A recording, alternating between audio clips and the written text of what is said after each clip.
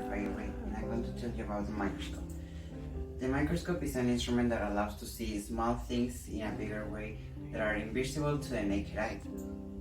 The first microscope, or the idea of it, was invented in the 1st century by Seneca, who discovered a spherical container filled with water allows to see small things in a bigger way. This led to the idea of the compound microscope, made by Hans and Zacharias Janssen, son and father, who made this model of the microscope by connecting one cylinder at the end and at the top of a tube. This model allows to see between 3 to 9 times of the object. It's called composed because it possesses one and more lenses. Robert Hooke is an important character in the stereo microscope. Its model is the same as we use today in the actual society. Its model allows to see between 10, 20, and 50 times the original size of the sample. Here is the model of the microscope of Robert Hooke. It's composed by a bicumbent lens at the top, at the end, a flat lens in the middle, an oil lamp that produces light, a water flask that concentrates that light, a glass that concentrates more and send it to the sample or the specimen. Anton van Leeuwenhoek wasn't a scientist, but he made the model of the microscope by putting one lens between two metal pieces connected by a screw, allowing to focus the specimen. This model allows to see between 2,000 and 30,000 times its original size of the object. Anton van Leeuwenhoek also discovered the animalcula. His curiosity led him to see more things like blood, pepper water, agua from a pot, and he observed these animalcula that we know today as protozoas in water from a pot. Now we're going to see the parts of the microscope. We can divide the parts of the microscope by mechanical system and optical system.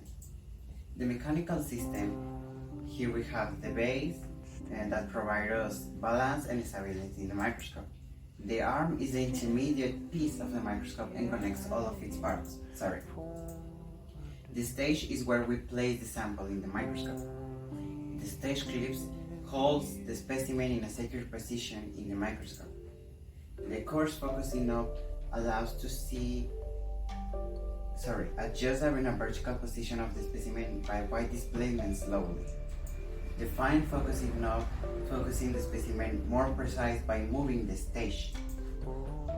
The nosepiece or turret is where the lenses are located. The tube connects the eyepiece and the objects. Now we're gonna see the optical system. First we have the illuminator that brings the light. The condenser that concentrates the lights of right that are directed to the sample. The diaphragm regulates the amount of light in the sample.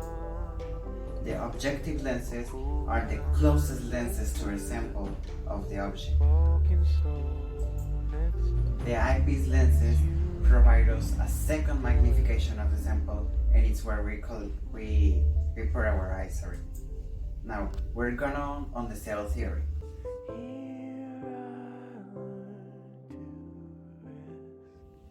The cell theory proposes that everything is made of cells, since a human to a cat. Everything that has life is made of cells. Now, the main characters of the cell theory are Matthias Schleiden, Theodor Schwann, and Rudolf Virchow. They propose this theory based on the observations of Robert Hooke and Anton van Leeuwenhoek. Now, Matthias Schleiden and Theodor Schwann again propose that all living beings are made of cells, since a human to a cat, a frog, everything that breathes, it's made of cells. Matthias proved that a plant tissue is made of cells, and a year after that, Theodor came to the same conclusion for animals. Rudolf Virchow demonstrated that every cell came from a pre-existing cell, and Louis Pasteur confirmed Virchow's proposal. Now we're going on the postulates of the cell theory. that were proposed by Matthias Schleiden and Theodor Schwann. The first one is all living things are made of cells. Again, everything that it bleeds, everything that breathes, that has life is made of cells. A human, a plant, a mosquito, everything that possesses life is made of cells. The two, it's physical unit of every living being. This means that the cells performs the necessary functions like breathing, digesting the food, excreting, reproduction, and all the necessary functions for living. All cells came from another pre-existing cell and similar to her. This means that the cell came from another cell pre-existing and similar. The cell cannot born from the space and came from the nothing. It needs to came from another cell similar to her. And fourth and final, the cell contains the hereditary material, DNA or deoxyribonucleic acid. And this stays everything in us, since our hair, our color of eyes, the color of our hair, and how fast are our nails grown. The DNA controls everything in our body, in how are we us and how are we made.